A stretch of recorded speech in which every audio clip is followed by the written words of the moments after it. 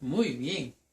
Estudiando en este día la lección, usted puede comprender por qué el Espíritu Santo convence de pecado. En otras palabras, ¿cuál es la razón por la cual el Espíritu Santo debe cumplir con la misión de convencer de pecado? Bueno, en este día la lección nos presenta de manera bien amplia todo lo que esto significa y las repercusiones en nuestra vida o para muerte. Podemos ver que la obra crucial que hace el Espíritu Santo es bien importante, bien relevante, porque es salvífica.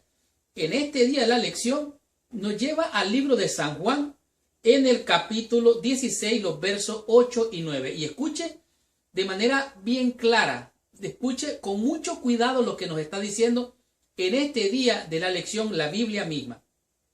Voy a leer el versículo 7 también, dice: pero yo digo la verdad, os conviene que yo me vaya, está hablando Jesús cuando se está yendo, porque si no me fuera, el Consolador no vendría a vosotros, mas si me fuere, os lo enviaré. Oiga bien, Jesucristo dice, os lo enviaré, el Espíritu procede del Padre.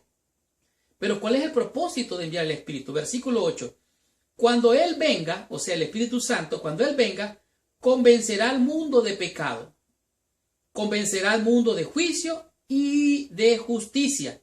En otras palabras, el Espíritu Santo es enviado para convencernos de pecado, para mostrarnos la justicia y convencernos de la justicia de Cristo, y también convencernos acerca del juicio, que un día todos vamos a enfrentar ese juicio. Pero me impacta grandemente lo que dice el versículo 9. Escuche lo que dice el versículo 9 y vea claramente lo que el Espíritu nos está diciendo. De pecado por cuanto no creen en mí. ¿Qué es lo que está diciendo aquí la Biblia? Dice que el mundo está en pecado por no creer en Cristo. O sea, doctrinalmente nosotros decimos, la ley es la ley de la obediencia, la ley de la libertad, la ley moral. El pecado es infracción a la ley.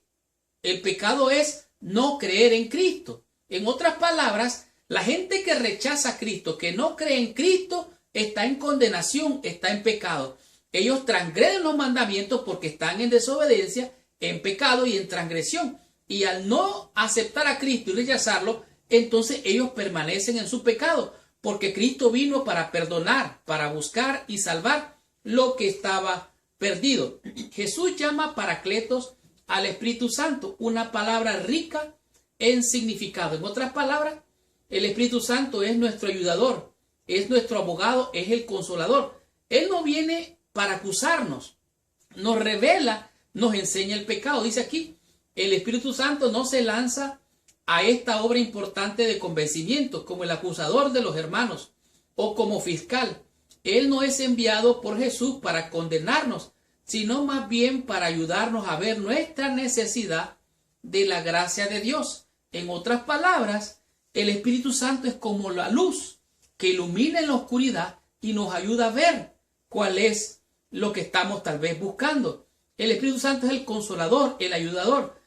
El problema es que muchas veces nosotros como cristianos, y de esto somos culpables todos, nosotros como cristianos a menudo nos acercamos a los pecadores con un espíritu de acusador. Ese es el espíritu del diablo. El diablo está allí para acusar, para señalar, para condenar, para hacer ver todo lo malo y lo restriegue en la cara a los pecadores. Pero el Espíritu Santo no hace esa obra. Dice aquí, si andamos por allí señalando al pecado en la vida de las demás personas, estamos haciendo entonces algo que Jesús no nos ha llamado a hacer. El Espíritu Santo está aquí para ayudarnos, no para condenarnos. Por favor, hermano y hermana, no haga el trabajo del diablo. Yo espero con la ayuda de Dios, ahora que he entendido esta palabra, no volver a acusar a nadie. Sigo leyendo, dice Romanos capítulo 2, en el versículo 1, hace una confrontación sobre este asunto. Y dice así, por lo cual eres inexcusable, oh hombre, quien quiera que seas tú que juzgas, pues en lo que juzgas a otros, te condenas a ti mismo, porque tú que juzgas haces lo mismo. En otras palabras, si acusas a los pecadores, tú eres ¿qué cosa también? Pecador. Tú y yo no estamos aquí para acusar, para señalar para condenar a nadie. Ese es el trabajo del diablo.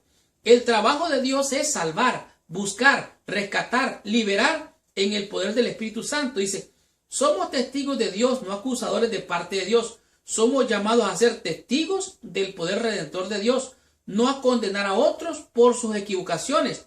Al intentar convencer a los demás por sus pecados, asumimos un papel que no nos pertenece. Esa obra es del Espíritu Santo.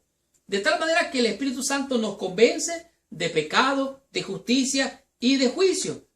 Él es el consolador, Él es el que nos convence. No tiene una comprensión real del pecado, el pecador, o sea, está en tinieblas, no puede ver. Ahora, este es muy importante, dice que no es el Espíritu Santo el que hace una lista de pecados de la gente para después andarlos condenando. Él va al pecador, al pecado subyacente, o sea, el pecado principal, que es la incredulidad en Cristo. Ponga mucha atención a lo que voy a leer ahorita mismo.